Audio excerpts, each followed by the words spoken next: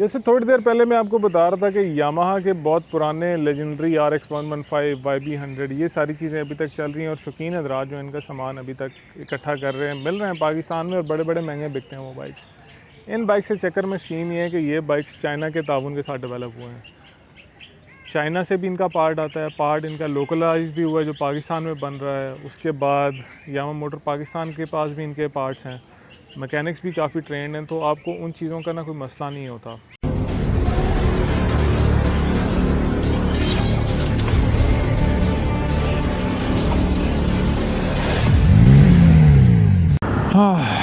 Hello guys, अस्सलाम वालेकुम।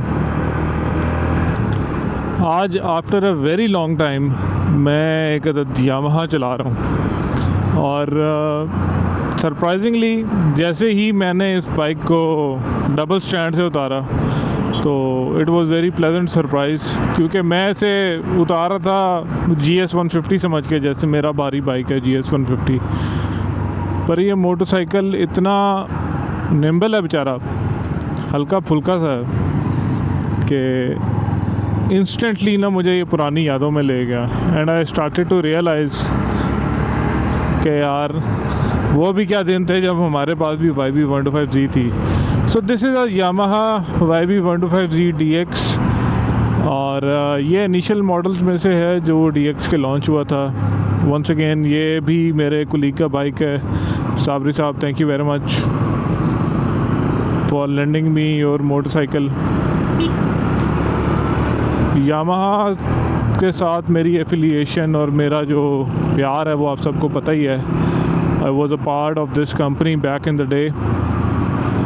YBZ DX एक ऐसा बाइक था जिसकी मार्केटिंग के अंदर, जिसकी लॉन्चिंग के अंदर हम लोग पेश थे। और इस बाइक का मैं आपको बता सकता हूँ कि YBZ DX के साथ यामाहा की सेल्स बहुत बेहतर हुई थी। पहला जो राइट स्टेप यामाहा ने किया था जब इन्होंने अपना जो YBZ था सिंपल वाला, उसका गियर शिफ्ट पैटर्न जब चेंज किया था, यानी कि रिटर्न शिफ्ट से उसको जब वो 5 फॉरवर्ड ऑल फॉरवर्ड गियर्स पे लेके आए थे तो रूरल एरियाज़ में काफ़ी अच्छा फीडबैक आया था। और जो अर्बन एरियाज़ थे उसके लिए DX निकाला था हम लोगों ने। DX is basically YB125Z but with alloy wheels and a disc brake setup. Yamaha YBR वाला ये जो इंजन है इसके अंदर, इसकी स्मूथनेस की तारीफ़ करनी पड़ेगी। अभी ओडो पे ये बाइक 27,000 चला हुआ है, मतलब ऑलमोस्ट 30,000 डन। एंड ओवरऑल बहुत ही ज़्यादा स्मूथ और वाइब्रेशन लेस बाइक है। पिछले दिनों आप लोगों को याद होगा कि मैंने सुजुकी GD110 का रिव्यू किया था, उससे भी ज़्यादा स्मूथ लग रहा है ये मुझे। वाह, nimble, light weight, easy to handle. क्या इसका थ्रॉटल एक्शन है या इसका क्लच एक्शन है, हर चीज़ जो है ना वो बहुत ही प्रिसाइज्ड है।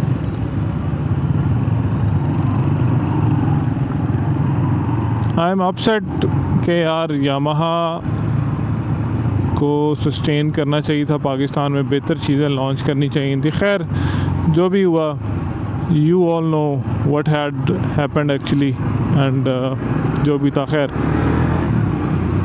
तकरीबन 10.5 हॉर्स पावर ये बाइक बनाता है। वज़न की अगर बात कर लूँ तो 115 किलो के आसपास इसका वेट है। 5 गियर हैं इसके, गियर सारे आगे लगते हैं। और बाइक का 13 लीटर्स का फ्यूल टैंक है। Bike is very much economical. इसके अंदर बटरफ्लाई स्टाइल कार्बोरेटर आता है जिसकी वजह से इसकी जो फ्यूल इकोनॉमी है वो बहुत बेहतर है। ये क्लोज टू 48-47 रिटर्न करता है एंड लॉन्ग पे ये 50 तक भी चला जाता है। बाइक का पिकअप भी जो है वो इतना क्वेश्चनेबल नहीं है, पिकअप भी मज़े का है बाइक का। सस्पेंशन की अगर बात करें तो फ्रंट जो सस्पेंशन है वो एडजस्टेबल नहीं है, बट उसका जो ट्रैवल है वो 120 मिलीमीटर्स के आसपास है। जो रेयर सस्पेंशन है इसकी वो 5 स्टेप्स तक एडजस्टेबल है and that is also quite nice. जो ब्रेकिंग है वो नो डाउट बहुत अच्छी है इस बाइक की। और GS चलाने के बाद ना मुझे अच्छा इसलिए लग रहा है कि ये मैंने ब्रेक दबाई और ये बाइक आगे से सस्पेंशन जो है इसकी उसने काम किया। तो GS 150 की सस्पेंशन भी बहुत अच्छी है, बट इससे थोड़ी ज़्यादा हार्डर साइड पे है। तो इसकी जो सस्पेंशन है वो ज़रा सॉफ्टर साइड पे है, बट आपको पसंद आती है। और पावर भी है बाइक में, ऐसा नहीं है कि बाइक में जान नहीं है, बट ऑब्वियसली 125 सीसी है, 10.5 हॉर्स पावर का बाइक है, तो बहुत कोई पावरफुल चीज़ नहीं है, बट सिंगल आदमी के लिए does the job very well. आप इस पर टूर भी कर सकते हैं, विद पिलियन भी कर सकते हैं। ये जो बाइक है मेरे जिनको लीक किया है उन्होंने इसको एक्सेसराइज किया हुआ है, आपको दिखाता हूँ मैं कि क्या सीन है इस बाइक का।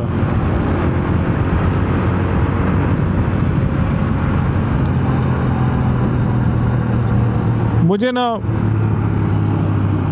बाइक ऐसा होना चाहिए जो इजी टू हैंडल हो, इजी टू मेंटेन हो, और आप जब उसको चलाएं तो बजाय इसके कि आपको ये लगे कि यार ये ना फंसा चल रहा है बाइक या बहुत ज़्यादा हार्श है, तो ऐसे स्मूथली और फ्रीली चलना चाहिए जैसे ये यामाहा चलते हैं। वही मैं आपसे बात कर रहा था कि वो डेजा वू वाली फ़ील आ रही है, तो दिस इज़ 100% डेजा वू।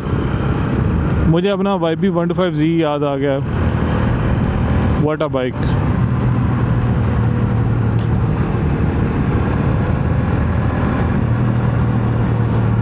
हाँ, ये राइड रिव्यू सीरीज़ जो है इसका फ़ायदा ये है कि at least at the end of the day हम किसी जोगे हो जाते हैं कि बाइक के बारे में हमने डिसीजन लेना है नहीं लेना है, क्या करना है, उसका ख़रीदना चाहिए या नहीं। और इस पर्टिकुलर केस के अंदर ये ज़्यादा इम्पॉर्टेंट इसलिए भी है कि as we all know Yamaha ने वाइंड अप कर लिया, पाकिस्तान से नई सेल्स नहीं हो रही, और ग़ालिबन 2028 तक वो लोग आफ्टर सेल सर्विसेज और स्पेयर पार्ट्स प्रोवाइड करेंगे, और उसके बाद जो है छुट्टी हो जानी। ठीक है जी, अनलेस एंड अनटिल वो एक दफ़ा फिर पाकिस्तान आए, अभी तक तो कोई ऐसा सीन नहीं बन रहा। तो इस सारे तनाजुर के अंदर क्या आपको YB 125Z DX या कोई भी यामाहा लेनी चाहिए? अगर आपके पास है तो क्या उसको रखना चाहिए लंबा अरसा? क्या ये बाइक टेस्ट ऑफ टाइम जो है वो डिलीवर कर सकते हैं या नहीं?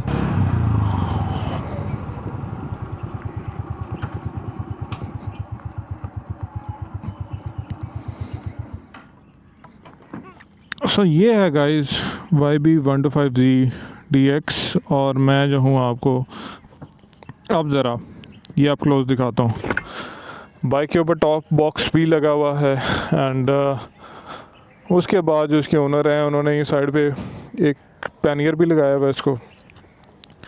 Not a huge fan of this, ये मेरा ख्याल है पता नहीं सुइयाँ चुभ रही हैं। खैर,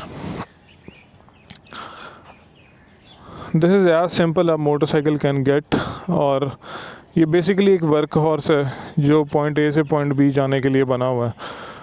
लाइट्स वगैरह मुझे नज़र आ रही हैं, ये एडिशनल लाइट्स, अंदर वाली लाइट्स भी चेंज की हुई हैं उन्होंने। तो हम बात कर रहे थे कि क्या आपको यामाहा अभी रखने का फ़ायदा है या यू शुड सेल इट, इस पे थोड़ी चर्चा करते हैं। जैसे थोड़ी देर पहले मैं आपको बता रहा था कि यामाहा के बहुत पुराने लेजेंडरी RX 115 YB 100 ये सारी चीज़ें अभी तक चल रही हैं, और शौकीन हज़रात जो इनका सामान अभी तक इकट्ठा कर रहे हैं, मिल रहे हैं पाकिस्तान में, और बड़े बड़े महंगे बिकते हैं वो बाइक्स।